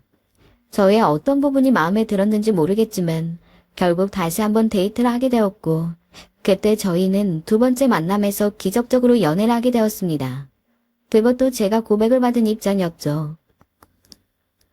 비록 진수 씨를 안 지는 얼마 안 됐지만 살면서 진수 씨만큼 순수한 분을 못 본 것 같아요. 저는 진수 씨랑 좋은 만남을 가지고 싶은데 저희 연애 한번 해볼까요? 저랑 연애를 하고 싶다고요? 이때부터 이상한 걸 알았어야 할까요? 하지만 그때의 전 그런 촉 같은 걸 느꼈을 리 없었습니다. 그저 매일매일이 꿈만 같았습니다. 평생 연애 한번 못 해보고 살다가 여자랑 손을 잡고 연애를 한다는 것도 신기했고, 나의 연애 대상이 길거리를 지나가는 그 어떤 사람들보다도 월등한 미모와 몸매를 가진 미인대의 수상자라는 것도 신기했고, 심지어 그런 여자가 저한테 먼저 고백을 해서 이렇게 좋은 사이가 되었다는 것도 놀라웠습니다. 전 연애이기는 했지만 저는 솔직히 이 여자가 아니면 더 이상 나와 이렇게 깊은 관계가 되어줄 여자를 또 볼 수는 없을 거라고 생각했어요. 그래서 조금 성급하기는 하지만 연애한 지 1년쯤이 되었을 때 이런 이야기를 꺼냈습니다. 나는 나중에 당신이랑 꼭 결혼을 하고 싶어. 당장 결혼하자는 이야기는 아니지만 그래도 미래를 대비해서 미리 부모님한테도 인사드리고 싶고 그래. 만약에 당신이 부담스러운 게 아니라면 빠르게 날 잡아서 우리 부모님한테 인사 한번 드릴래? 오빠네 부모님? 그래, 좋아. 알겠어. 오빠가 보여준다면 나야 고맙지. 저는 외모뿐만 아니라 마음까지 착한 이 사람을 평생 놓치고 싶지 않았습니다. 가능한 아주 꽉 잡고 싶었어요. 그래서 그런 말을 꺼내게 됐고 다행히 부모님이 인사를 드리러 가는 것에 동의를 해서 저는 그 주 주말에 부모님에게 미리 연락을 드렸습니다. 진순이가 결혼하고 싶은 여자가 있다고? 아니 이게 무슨 경사냐. 어머니, 주말을 보여드릴게요. 한 번도 여자 이야기를 하지 않던 제가 처음으로 여자친구 이야기를 꺼내고 심지어 결혼까지 하고 싶다고 이야기를 하니 부모님은 무척이나 기대가 되시는 듯 했습니다. 오기 전부터 몇 살이냐는 등, 어떻게 생각냐는 등, 무슨 일을 하냐는 등 이것저것 꼬치꼬치 캐물으셨죠. 하지만 저는 그런 부모님에게 이제 곧 만나니까 만나서 직접 물어보세요. 하고 일부러 아무 말도 안 했습니다. 제가 이야기하면서 설명하는 것보다 직접 보면서 알아봐야 제대로 진국이 드러나는 사람이라고 생각했으니까요. 그만큼 이 여자에게 확신이 있었습니다. 인사를 드리러 가기로 한 날, 평소에도 참 예쁘게 자신을 돋보이도록 꾸밀 줄 아는 사람이었지만 그래도 부모님에게 인사를 드리러 간다고 하니 평소보다 훨씬 더 우아하고 참한 이미지가 드러나도록 옷을 입었더라고요. 조금 긴장한 것 같은 얼굴이라 긴장도 풀어줄 겸 손을 꼭 잡고 함께 집으로 들어갔습니다. 아이고, 그래. 우리 진수랑 만나고 있다고? 어쩜 저렇게 예쁘게 생겼을까? 아주 탤런트네. 감사합니다, 어머님, 아버님. 첫인상은 마음에 들었는지 부모님은 미리 차려놓은 상 앞에 저희를 앉혀놓고는 부모님은 여자친구에게 이것도 먹어보라고 밀어주고 맛은 어떤지 불편한 것은 없는지 하나하나 세심하게 물어봐 주었습니다. 그렇게 화기애애한 대화가 이어졌어요. 그래, 우리 진수 여자친구는 직업이 어떻게 되나? 우리 진수가 대학 교수인 건 알고 있지? 네, 그럼요. 진수 오빠 정말 공부 열심히 했다고 들었어요. 저는 사는 곳 근처에서 작은 꽃집에서 일을 하고 있어요. 플로리스트라고 부르는데 손님이 꽃다발 같은 거 주문하시면 보기 좋게 꾸미거나 하는 일이에요. 오, 플로리스트. 이쁜 아가씨가 이쁜 일을 하는구나. 하지만 말과는 달리 여자친구의 직업을 들은 어머니의 표정이 싸하게 식었습니다. 여자친구도 급격하게 가라앉은 분위기에 무언가 잘못됐다는 것을 느낀 듯 하였지만 저나 여자친구나 어떻게 할 수 있는 방법이 없었어요. 누가 봐도 어머니는 제 여자친구 직업이 마음에 안 드는 거였거든요. 그렇게 행복하고 활기찼던 분위기가 금세 사라지고 여자친구는 남은 시간을 거의 가시방석에 앉아있듯 보내다가 집에 갔습니다. 어머니 아버지 갑자기 그렇게 냉랭하게 대하는 게 어디 있어요. 미희 놀랐잖아요. 미인지 뭔지 놀란 게 문제니? 우리가 더 놀랐다. 네가 대학 교수인데 어떻게 여자친구는 네 반에도 못 미치는 애를 만나고 있어? 얼굴 이쁘다고 다가 아니다. 연애만 할 거라면 직업이 상관없겠지만 너 쟤랑 결혼하고 싶다며. 결혼할 건데 겨우 꽃집이나 하는 애랑 결혼할 거야? 아니 적어도 초등학교 교사나 공무원 정도는 돼야 허락을 하지. 저건 뭐나 참. 플로리스트? 그래봤자 꽃집 하는 것뿐인데 무슨 놈의 플로리스트야 플로리스트는. 말 갖다 붙이기도 잘해요 아주. 부모님은 여자친구가 변변한 직업이 없다는 이유로 절대로 결혼을 못 시킨다며 반대를 하더라고요. 제가 아무리 플로리스트가 잘만 하면 큰돈을 버는 직업이고 그저 교육 계열의 직종이 아닐 뿐 충분히 전문성을 발휘해야 하는 직업이라고 말씀을 드려도 여전히 저희 부모님에게 여자친구는 그냥 별것 아닌 꽃집 하는 사람 딱 이 정도였습니다. 여자친구에게 너무나 미안해서 고개를 들 수가 없었습니다. 설마 저는 부모님이 여자친구의 직업을 가지고 그렇게까지 실망하실 거라고 생각도 못했고 설사 실망을 하더라도 여자친구가 앞에 있는 상황에서 그걸 티낼 거라고는 상상도 못했습니다. 급기야 여자친구를 놓칠까봐 두려운 마음에 그날 밤 잠이 안 오더라고요. 미야, 너무 미안해. 우리 부모님 때문에 속상했지. 원래 저렇게까지 예의 없게 행동하시는 분들이 아닌데 이번엔 조금 다른 때보다 더 예민하셨던 것 같아. 내가 너무 너한테 면목이 없다. 아니야 오빠. 오빠는 부모님 마음 다 이해해. 오빠는 대학 교수인데 부모님 입장에서는 내 직업이 찰 리가 없지. 그래도 나는 오빠랑 결혼하고 싶으니까 내가 조금 더 노력할게. 그러니까 나한테 미안해하지 않아도 돼. 저는 거의 애걸하다시피 사과를 했지만 그 이후로 여자친구는 괜찮다며 부모님에게 매일같이 손편지를 썼습니다. 그리고 저는 그 편지를 받아서 부모님에게 전달을 했죠. 아주 큰 내용이 있는 것은 아니었습니다. 결혼을 허락받는 내용이 있던 것도 아니었습니다. 여자친구는 그저 가볍게 부모님의 안부를 묻고 요새 자신이 뭐라고 지내는지 짧게 쓴 다음에 또 인사를 드리러 가고 싶다며 마무리를 했습니다. 처음 부모님은 무슨 이런 걸 가져오냐면서 저에게 편지 같은 거 필요 없으니 받으면 당장 버리라고 성화했습니다. 하지만 그래도 꿋꿋하게 한 번, 두 번 계속해서 편지를 전달해 드리다 보니까 언제부턴가는 편지가 좀 늦으면 괜히 제 옆에 와서는 헛기침을 하시면서 오늘은 편지 없냐? 라며 저에게 먼저 물어볼 정도였습니다. 지성이면 감천이라고 편지가 좋은 반응을 보이기 시작한 시점부터 여자친구는 저를 따라서 불시에 부모님에게 인사를 드리기 위해 종종 집에 방문을 했습니다. 어머님, 아버님, 저 왔어요. 부모님이 아무리 모진 말을 하면서 쫓아내려고 해도 여자친구는 넉살 좋게 부모님 옆에 가서는 설거지를 도와드리기도 하고 함께 거실에 앉아서 TV를 보며 세상 돌아가는 이야기도 하고 옆에서 지켜보는 저조차 무척이나 놀랄 정도로 여자친구는 본인에게 냉랭하게 구는 부모님에게 누구보다 살갑게 대했습니다.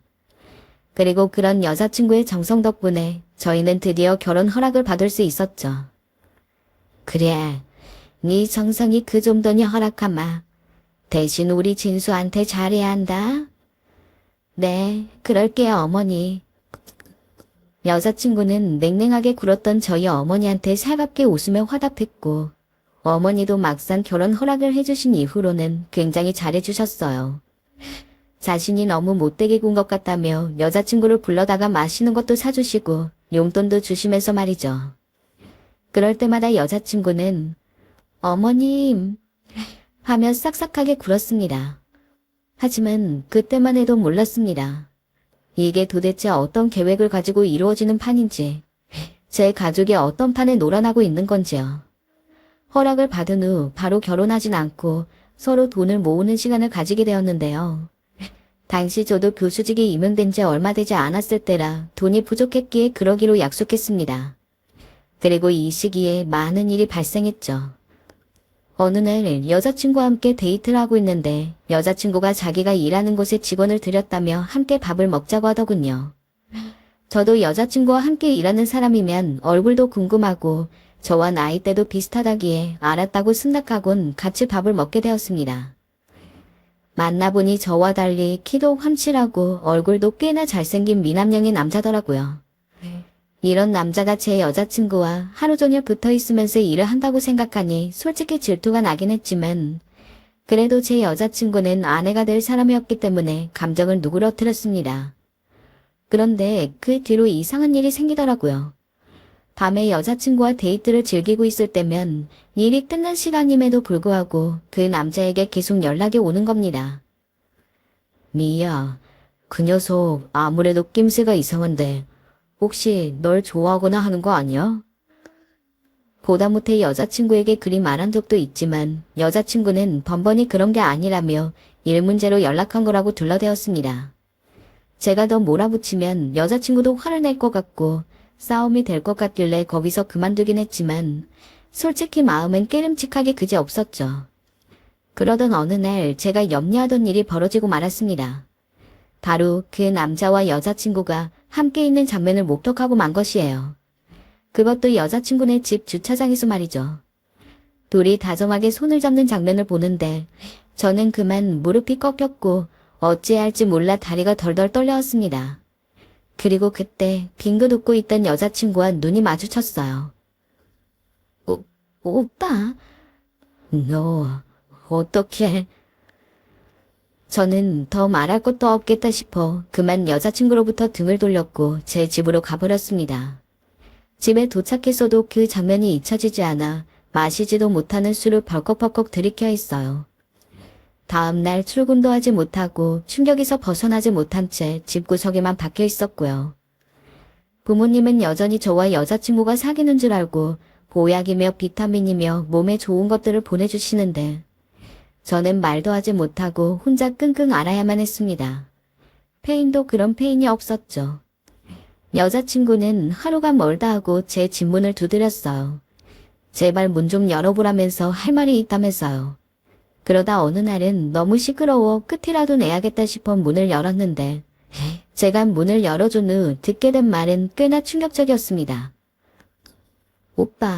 오빠가 오해한 거야. 그 남자가 일방적으로 나를 좋아한 거야. 나는 아무것도 하지 않았어. 무슨 소리야. 손잡고 있는 거 다 봤는데. 거짓말할 생각이면 가. 오빠, 나 좋다고 갑자기 집 앞까지 찾아와 내 손잡은 남자야. 그 남자 경찰서에 신고까지 넣어놓았다고. 알고 보니 여자친구는 강제로 손을 잡힌 거였고 그 남자를 신고까지 했다고 하더라고요. 제가 본 건 오해였다고요. 그 말을 듣는데 처음엔 사실 확인을 할 수가 없어 그 남자에게 연락해보라고 했더니 그 남자와 나눈 문자 내역까지 보여주더라고요. 그 문자 내역엔 한 번만 더 찾아오면 신고한다 와 같은 내용이 적혀 있었고요. 저는 그제야 조금 안심할 수 있었습니다. 그러면서 저도 모르게 안도감에 뜨거운 눈물이 흘러내리더군요. 사실 이 여자 아니면 살 수가 없는데 어떻게 살아야 할지 막막했는데 어떤 안도가 느껴지면서 숨이 쉬어지는 것 같았어요. 허나 행복은 오래가지 않았어요. 바로 제 아버지가 병원에 입원하시면서부터였어요. 아버지께서 평소 지병이 있으시긴 하지만 병원에 입원할 정도는 아니었는데 어머니 말에 따르면 갑자기 안 좋아지셨다고 하더군요. 저는 집에 있다가 그 소식에 놀라 헐레벌떡 병원으로 뛰어갔고 여자친구도 함께 따라왔어요. 아버지는 이미 위급한 상태로 호흡기를 끼고 계셨어요. 어머니께선 감정을 주체하지 못하고 울고 계셨고요. 어머니께서 그러시더군요. 너네 결혼하는 거 아버지께서 보고 싶어 했는데 이렇게 돼서 어쩌냐면서요. 어머니, 그런 말씀 마세요. 괜찮아질 거예요. 너무 걱정 마세요. 어머니를 위로하기 위해 그렇게 말은 했지만 저도 혹여나 아버지가 떠나실까봐 계속 노심초사했어요. 일을 해도 손에 잡히지 않고 머릿속엔 아픈 아버지만 맴돌 뿐이었죠. 그런데 그때 저를 대신해서 나서준 게 바로 여자친구였어요. 여자친구는 당연히 내 시아버지 되실 분인데 내가 돌봐드려야죠. 하고선 병원으로 달려가 어머니와 함께 간호를 했어요. 당연히 어머니도 처음엔 그러지 않아도 된다 손사래를 쳤지만 나중엔 너무나 고마워하셨습니다. 아이고 일을 어째 고운손에 고생을 시키네. 고맙네. 고마워. 아니에요 어머님. 이제 저 결혼할 건데 그럼 시아버지잖아요. 한 가족인데 당연히 제가 챙겨야죠. 어머니는 지금도 말씀하세요. 이때를 생각하시면 정말 그런 천사 같은 사람이 없었다고요. 너무 착하고 바른 말만 해서 이 세상 사람이 아닌 것 같았다고요. 그리고 저희는 결혼 허락을 받은 지 2년 뒤에 결혼을 했어요. 아버지가 병상에서 일어나셨을 때쯤이었죠. 아버지는 몸이 건강해지셔서 결혼식장에 들어설 수 있는 게 다행이라며 누구보다 크게 기뻐하셨습니다. 그러면서 결혼 전 저희를 불러 앉히셨어요. 이거 진수아, 너 예뻐서 그런 거 아니다. 네 예뻐서 해주는 거니까 남편으로서 잘해야 해. 알았지? 부모님은 강남의 30평짜리 아파트를 신혼집으로 해주셨어요. 예전에는 제가 아깝다면서 절대로 여자친구와의 결혼을 허락해주지 않을 것처럼 굴던 부모님도 아내의 정성과 애교에 넘어간 뒤로는 저보다 아내가 더 우선이었습니다. 엄청난 태세 전환에 기가 차기도 했지만 한편으로는 이렇게 될 때까지 아내가 얼마나 노력했는지를 알았기에 저는 아내가 너무나 사랑스럽고 좋았습니다. 그렇게 결혼식을 끝내고 저희는 신혼여행과 혼인신고만을 앞둔 진정한 부부가 되었습니다. 원래 같으면 식이 끝나고 바로 신혼여행을 가야 했지만 제가 직업이 대학 교수이다 보니까 일단 방학 시기에 시간을 낼 수가 있어서 신혼여행도 혼인신고도 조금 미뤘어요. 솔직히 바로 신혼여행도 떠나고 혼인신고도 해서 하루빨리 부부가 되고 싶었을 수도 있는데 아내는 그조차도 넓은 마음으로 저를 이해해 주었습니다. 그리고 시간 여유가 생겼을 때 아내와 함께 혼인신고를 하러 갔는데 그날 일이 하나 생겨버렸죠. 드디어 정식으로 혼인신고를 접수했을 땐 정말 기분이 좋았어요. 하고 나서야 이제야 내가 이 여자랑 정말로 부부 사이가 되었구나. 나는 확신이 들었습니다. 아내도 감회가 새로운지 살짝 생기가 도는 얼굴을 하고 있었어요. 그런 표정을 보니까 내가 정말 결혼은 잘했다 싶고 앞으로도 가능한 아내에게 더욱 잘해줘야겠다고 다짐을 하고 있었죠. 그런데 그 뒤 아내에게서 나온 말은 제가 전혀 상상조차 못한 이야기였죠.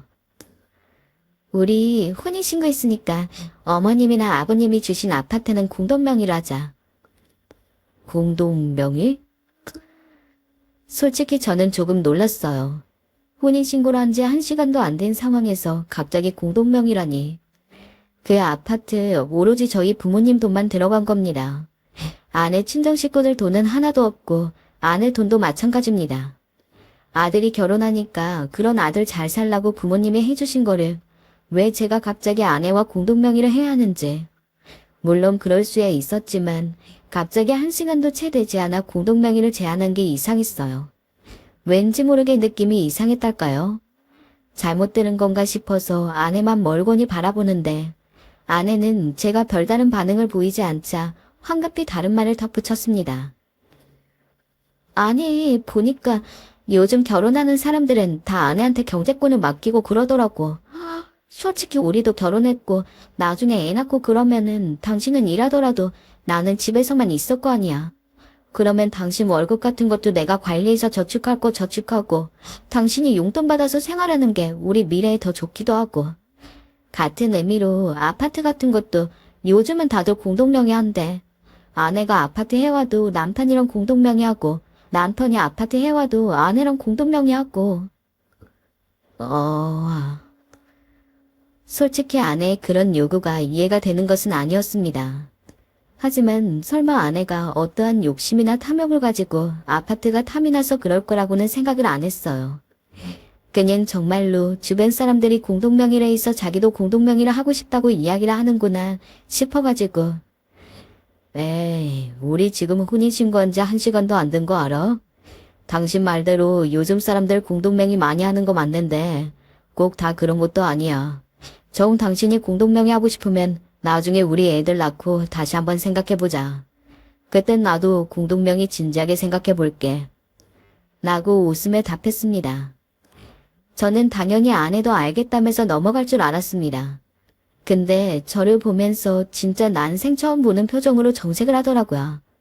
너무 놀라서 아무 말도 못했는데 분명 제 당황스러움을 눈치챘을 아내가 여전히 표정을 풀지 않은 채 누가 봐도 화난 티를 팍팍 냈습니다.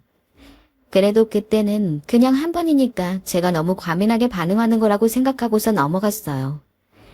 하지만 그 이후에도 아내는 계속해서 아파트 공동명의를 제게 주장했습니다. 이게 한두 번 이야기해야 그냥 적당히 웃어넘기지. 나중에 생각해보겠다는 걸 계속해서 조르니까 아무리 저라고 해도 화가 나더라고요. 다른 집은 다른 집이고 우리 집은 우리 집이지. 나는 당신이랑 이 아파트를 공동명의로 나눠 가질 생각이 없어.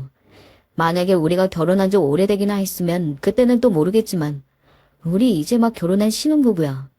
당신을 사랑해서 결혼한 건 맞지만 아무리 그래도 명의라는 건 현실적으로 봐야 되는 문제잖아. 그렇게 끝나지 않은 싸움을 지속했습니다. 그러다 결국 아내는 공동명의 안 해주면 날 사랑하지 않는 것으로 판단을 하겠다고 말하고 이혼을 한다고 하더군요. 저는 그런 아내가 너무 소름 끼치고 짜증이 났습니다. 혼인신고가 끝나자마자 아파트 공동명의를 주장하며 그거 안 해주면 이혼하겠다고 말하는 사람이라니. 내가 알던 그 착한 아내가 아닌 것 같아서 실망이 컸어요. 하지만 그럼에도 불구하고 저는 아내를 너무 사랑했어요. 아내의 좋은 점만 더 믿으려고 했던 것 같아요. 그래서 저는 아내와 화해도 할 겸 아내에게 가약 공동명의를 하자고 했어요. 정말 그래 줄 거야. 당신이 원하는 거니 그렇게 하자. 처음부터 안 한다 해서 미안해. 그제야 아내의 얼굴이 활짝 탔어요. 아내는 고맙다며 절 껴안더니 다시는 이혼 얘기 꺼내지 않겠다 하더라고요. 그때 제 마음은 참 말로 할 수가 없네요. 씁쓸했지만 이미 결혼까지 결심한 사람이고 이런 갈등도 잘 넘기고 살아야 부부라고 그런 이상한 합리화라고 말았어요. 물론 이 일은 부모님도 모르셨죠. 그리고 저희는 화해 기념으로 신혼여행을 가게 되었어요. 찝찝한 마음이 남아있긴 했지만 하루하루 아내와 신혼여행을 가는 날이 다가올수록 청소년기 처음 짝사랑을 해보는 사람처럼 가슴이 둥둥 뛰고 설레었습니다. 아내도 저도 시간을 오래 내기가 어려웠지만 그래도 힘들게 한 결혼인 만큼 즐기고 싶기도 했고 아내도 오랜만에 휴식 시간 좀 가질 수 있도록 일주일 동안 제주도를 다녀오기로 했죠. 당신이랑 결혼해서 이렇게 신혼여행 오니까 너무 좋다. 우리 나중에도 지금처럼 조금씩 시간 내서 여행도 다니고 그럴 수 있었으면 좋겠어. 저희는 첫날 제주도에 이곳저곳을 구경하며 다녔어요. 아내가 알아본 맛집도 다니고 예쁜 디저트 카페, 바닷가까지 모든 것이 완벽했어요. 하루가 일초처럼 빠르게 지나갔습니다. 그리고 아내가 예약해둔 고급 호텔에서 드디어 첫날 밤을 보내게 되었죠. 막상 호텔에 들어와 짐을 풀고 아내와 와인 한 잔을 하며 이런저런 얘기를 하는데 생각보다 기분이 얼떨떨하더군요. 내가 이런 아내와 결혼을 하는구나. 결혼을 해 이런 신혼여행도 오는구나. 떨리고 떨렸어요. 나 같은 놈과 결혼해줘서 고마워. 당신에 비해 정말 별 볼 일 없는 사람인데 이런 날이 올 거라고는 상상도 못했어. 아니야 여보, 나도 마찬가지야. 당신이랑 결혼한 거 내 인생 최고의 행운이라고 생각해. 저는 아내와 이런 말을 주고받으며 사랑을 나누었습니다. 하지만 일은 그 뒤에 일어났어요. 잠자리가 바뀌어서 그런지 그날따라 유독 잠이 들지 않더라고요. 자꾸 중간중간 깨고 그러다 옆을 매만졌는데 공기가 차게 쉬고 있었어요. 아내가 없었죠. 미야, 어딨어? 미야. 허나 아내는 대답이 없었습니다. 화장실을 갔나 해서 문을 두드렸는데 거기에도 없었죠. 갑자기 안 좋은 뉴스 기사들이 번뜩 생각이 나더라고요. 이 밤중에 어딜 갔나 걱정도 되고 하여 그렇게 호텔 밖을 나가 한참 아내를 찾고 있었어요. 그런데 어디선가 아내와 비슷한 목소리가 들렸어요. 아니, 그니까 여기까지 따라오면 어떡해. 네가 보고 싶었지, 왜 없긴. 그니까 남편이 보면 어쩌려고 그래. 다 잘 되어가고 있는데 말이야. 진짜? 잘 되어가고 있어? 공동묘미년. 그것도 해주기로 했어. 시아버지 갈 날 얼마 안 남았으니까 몇 년 후에 돌아가시면 건물 하나만 받고 남편이랑 이혼하면 돼. 모든 게 계획대로 가고 있으니까 당신은 걱정하지 말고 있어. 눈에 띄지 말고. 행여나 일 그르치면 안 돼. 내가 얼마나 공들였는지 몰라. 그 집 성격 들어온 시어머니 시아버지 비위까지 다 맞췄어. 심지어 병수 말까지 들었다고. 노인네 냄새가 얼마나 나든지 진짜 역도 죽는 줄 알았어. 아, 알겠어. 잘했어, 미희야. 앞으로는 조심할게. 이게 도대체 무슨 말일까요? 남자 입에서 제 아내 이름이 나오는데 듣는데도 이게 현실인지 꿈인지 구분이 되지 않아 눈만 멀뚱멀뚱 뜨고 있어야만 했어요. 그러다 천천히 발걸음을 옮겨 아내 쪽으로 갔는데 아내가 저를 보고 귀신을 본 것 같은 표정을 지으며 비명을 지르는 게 아니겠어요. 오빠, 왜? 정말 비명을 지르고 싶은 건 저인데 말이죠. 아내 입에서 제 이름이 호명되자 저는 그만 정신줄을 놓고 말았습니다. 그때부턴 정확히 상황의 기억이 나지 않아요. 기억나지 않을 말들을 아내에게 쏟아부으며 고래고래 소리를 지르고 난리를 쳤던 것 같아요. 허나 그렇게 아내에게 분노를 쏟아부었지만 화가 풀리지 않았어요. 근데 순간 아내 옆에 있던 남자가 제 멱살을 잡더니 주먹을 날리더군요. 정확히 말하면 아내의 상간남이었죠. 주먹에 맞아 순간 몸이 흔들렸는데 눈앞에 보이는 남자로 확인한 순간 더 할 말이 잃고 말았어요. 그 남자는 바로 네, 예상하셨겠지만 아내와 주차장에 있었던 그 남자였어요. 신고했다며? 경찰에 신고했다며? 그게 오빠, 내 말 좀 들어봐. 아내는 상황을 해결하기 위해 어떻게든 무슨 말을 지어내려 했지만 이렇게 들킨 이상 자기도 어쩔 수 없겠다고 생각한 건지 그때부턴 표정을 굳히고 가만히 있더군요. 저는 그날로 서울에 올라갔고 바로 서류를 가져와서는 도장 찍으라고 했습니다. 근데 설마 제가 그렇게 세게 나올 줄은 몰랐는지 막상 서류 가져오니까 갑자기 무릎을 꿇더라고요. 여보, 용서해줘. 제발 한 번만. 제발. 그 모습을 보니까 어쩐지 이상한 기분이 들었습니다. 어떻게 제가 이런 악한 여자를 몰라봤던 걸까요? 어떻게 이런 여자를 사랑할 수 있었던 걸까요? 그 여자가 아닌 절 탓하고 싶은 심정이었습니다. 부모님은 이 소식을 듣고 땅을 치며 속상해하셨지만 결국 지금은 이혼 소송 중에 있어요. 소송을 진행하면서 친한 친구들에게는 축의금을 돌려주려고 연락을 하는데 근래 들어서 충격적인 사실을 알아냈습니다. 저에게 너무 축하한다고 차만 아내 만났다고 부럽다던 친구 한 명이 사실 나이트클럽에서 제 아내랑 부킹을 한 적이 있다고 했습니다. 심지어 저와 사귀고 있던 기간에요. 게다가 이후에도 똑같은 나이트클럽에서 아내를 한 번 더 만났는데 그때는 아내가 자기가 아닌 본인 지인이랑 따로 나가기도 했다고 하고 제가 결혼까지 한다는데 차마 그 자리에서 말할 수가 없었다고 이혼 소송 중이라길래 이제 이야기하는 거라면서 미안하다고 했습니다. 그 소리까지 들으니 이렇게 지금이라도 이혼 소송을 하고 아내와 갈라선 게 정말 조상신이 도운 것 같더라고요. 뒤통수로 얼얼하게 맞은 기분이긴 했지만 만약 아내와 그대로 살았다면 정말 전 돈이고 뭐고 다 뺏기고 이혼당할 뻔했으니까요. 진짜 진실도 모르는 채 말이죠. 아무튼 속상하긴 하지만 꿋꿋이 살아가 보려 합니다. 다들 이런 저 마음으로 응원해 주셨으면 합니다. 저도 여러분의 앞날이 평안하길 기도하겠습니다.